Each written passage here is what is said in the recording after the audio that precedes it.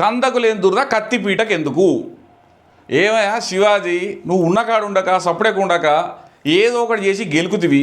వాళ్ళకి లేని దురద నీకు ఎందుకయ్యా? నాకు అర్థం కాదు. సమాజానికి మంచి చేద్దామనే కోరిక పట్టుదల ఇవన్నీ ఉండు ఇవ్వాలి. రేపు తప్పు శివాజీ, అనవసరంగా ఇట్లాంటివి చెయ్యొద్దు. లేనిపోని కంపని తలగబెట్టుకుంటే ఇబ్బందుల పాలైంది నువ్వే. ఇప్పుడు నీ మీద అబాండాలు వేసిన వాళ్ళకే పిల్లలు వద్దంటానని చెప్పుకుంటా ఇంటర్వ్యూలలో కూర్చొని నా పిల్లలకు నా డ్రెస్ ఇష్టం లేదనుకుంటేనే వాళ్ళు వేసుకున్నప్పుడు మనకి ఎందుకే మన పని మనం చేసుకోక ఇటువంటి అన్ని కామెంట్లు చేసుడు. మంచిగా మంగపతి క్యారెక్టర్ పడ్డది, ఇంకేదో క్యారెక్టర్ పడ్డది, బ్రహ్మాండంగా సినిమాలు తీస్తాను, లయం మొత్తం మళ్ళీ పాత జోడి తీసుకొని సినిమాలు తీసుకుంటాను, హ్యాపీగా ఉండక ఎందుకు ఇవన్నీ చెప్పు అంటివి సారీ చెప్తివి. ఏమైపోయాయి?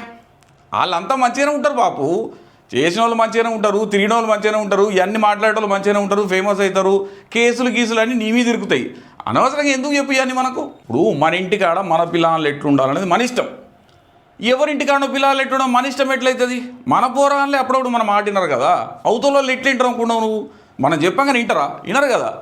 వినకపోని మంచి చెప్పిండని కూడా చేయరు, ఇంకా బీదికెళ్ళి బండలు పడతా ఉంటాయి మన మీద. సినిమాలో చూపించినట్టు తెల్ల కాగితం అంతా చూపించి ఒక చిన్న మచ్చ ఉంటే ఆ మచ్చే కనబడుతుంది చూడు, తెల్ల కాగితం ఎవరికి కనబడది. మనం కూడా అంతే, మన లోపల ఇంటెన్షన్స్ ఏమున్నా ఏది చేసినా ఏదైతే తప్పు మాట మాట్లాడుతో దాన్ని పట్టుకునే గుంజుతారు, దాన్ని పట్టుకునే నీతో సారి చెప్పిస్తారు, అన్నీ చెప్పిస్తారు. ఈ ప్లానెట్ వాళ్ళందరికీ సినిమా పాటలలో ఎన్ని బూతులు ఉన్నాయి కనబడాయి. అప్పటి నుంచి ఇప్పటిదాకా సినిమా పాటలు తీస్తే 1000 బూతులు కనబడతాయి. సామాన్ల మీద వాటి మీద 1000 బూతులు కనబడతాయి.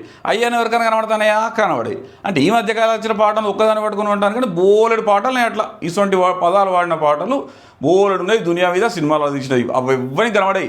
నువ్వు ఇవ్వాలన్నదే కనబడుతుంది. ఏమన్నంటే నువ్వు సినిమా ప్రమోషన్ కోసం గట్టిగా చేసేసినావు, అది చేసేసినావు, అనవసరమైన మాటలు మాట్లాడినావు అంటారు. అయితే సినిమా ప్రమోషన్ కూడా మంచిగా అయింది అనుకో. మనోడు కనుక చెప్తాను శివాజీ భాయ్, మనోడు అనుకుంటాం కనుక బిగ్ బాస్లో చూసినాం నిన్ను ఎప్పటి నుంచో చూసుకుంటూ వస్తున్నాం కనుక అభిమానం కనుక చెప్తాను. ఇసొంటాటి జోలికి పోయి అనవసరమైన పెంట పెట్టుకోకు శివాజీ భాయ్. వాళ్ళ బతకాలు బతుకుతారు, మనకి ఎందుకు శివాజీ భాయ్? అవసరం లేదు.